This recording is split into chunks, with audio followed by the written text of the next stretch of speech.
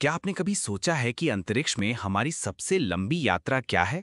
कौन सा ऐसा मैसेंजर है जो 45 साल से भी ज्यादा समय से अंतरिक्ष के गहरे अंधेरे में हमारी कहानी लेकर अकेला सफर कर रहा है? आज हम बात करने वाले हैं इंसान के सबसे दूर के अंतरिक्ष यात्री की, वॉयेजर 1 की। वॉयेजर 1 1977 में लॉन्च हुआ था और अब 45 सालों से भी ज्यादा की इस ऐतिहासिक यात्रा के बाद इसने ब्रह्मांड में एक और माइलस्टोन पार कर लिया है। वॉयेजर 1 अब से लगभग 444 प्रकाश वर्ष दूर प्लेडेज नाम के एक अद्भुत स्टार क्लस्टर, जिसे हम द सेवन सिस्टर्स भी कहते हैं, को पार कर रहा है। ये खबर एक बार फिर हमें याद दिलाती है कि हम इंसान इस विशाल ब्रह्मांड में कितने छोटे हैं और फिर भी हम कितने बड़े सपने देख सकते हैं। तो आखिर प्लेडेज है क्या और वॉयेजर 1 के सफर का मतलब क्या है? आज हम इसी की गहराई से जांच करेंगे। दोस्तों, 1977 में नासा ने वॉयेजर 1 और वॉयेजर 2 को लॉन्च किया था।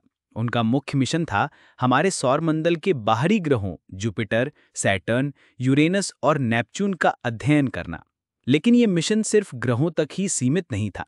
इन दोनों अंतरिक्ष यानों में एक बहुत ही खास चीज रखी गई थी, जिसे गोल्डन रिकॉर्ड कहते हैं।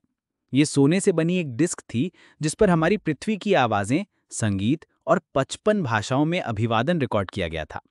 ये एक तरह से ब्रह्मांड में किसी दूसरे जीवन के लिए हमारी तरफ से एक मैसेज इन अ बॉटल था। ये अंतरिक्ष यान अपने मिशन में सफल रहे, लेकिन कहानी यहाँ खत्म नहीं हुई। वॉयेजर 1 ने अपनी यात्रा जारी रखी। उसने सौर मंडल के आखिरी छोर, जिसे हीलियोस्फीयर कहते हैं, को पार कर लिया। हीलियोस्फीयर सूरज की हवाओं से बना एक बुलबुला है जो हमारे सौर मंडल को बाहरी अंतरिक्ष से अलग करता है। वॉयेजर 1 इस बुलबुले को पार करके इंटरस्टेलर स्पेस में पहुंचने वाला पहला मानव निर्मित ऑब्जेक्ट बन गया। अब बात करते हैं प्लेडेस की। ये एक स्टार क्लस्टर है, यानी बहुत सारे तारे एक झुंड बनाकर एक ही जगह आसमान में दिखते हैं और ये तारे आपस में गुरुत्वाकर्षण बल से जुड़े रहते हैं। प्लेडेस वृषभ तारामंडल में स्थित है। वृषभ तारामंडल आसमान का वो हिस्सा है जिसमें तारे सांड या बैल जैसी आकृति बनाते हैं। ये सर्दी में खुले आसमान में साफ नजर आता है। प्लेडेस को नंगी आंखों से भी आसानी से देखा जा सकता है और ये रात के आसमान के सबसे सुंदर स्टार क्लस्टर में से एक है।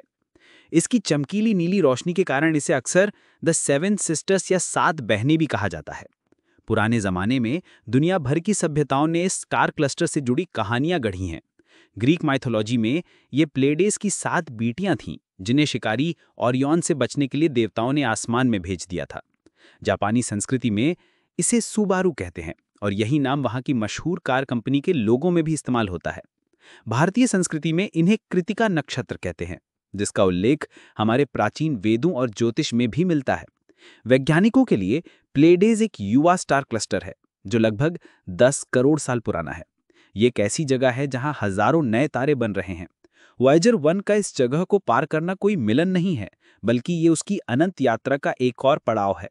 वॉयेजर 1 अब अपने घर यानी पृथ्वी से लगभग 24 अरब किलोमीटर दूर है। इस दूरी को नापने के लिए वैज्ञानिक प्रकाश वर्ष का इस्तेमाल करते हैं। प्लेडेस हमसे 444 प्रकाश वर्ष दूर है, जिसका मतलब है कि वॉयेजर 1 को प्लेडेस तक पहुंचने में लाखों साल लगेंगे। लेकिन उसका लक्ष्य प्लेडेस नहीं है। उसका लक्ष्य है एक अनंत यात्रा, जिसमें वो हमारी आकाशगंगा यानी मिल्की वे के बाहर निकल जाएगा।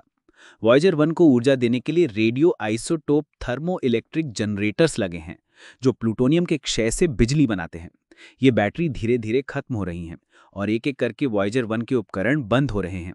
लेकिन वैज्ञानिकों का मानना है कि वॉयेजर 1 बिना किसी उपकरण के भी हमारी कहानी लेकर अगले हजारों साल तक अंतरिक्ष में भटकता रहेगा। ये यात्रा सिर्फ विज्ञान की नहीं, बल्कि मानवता के अस्तित्व की कहानी है।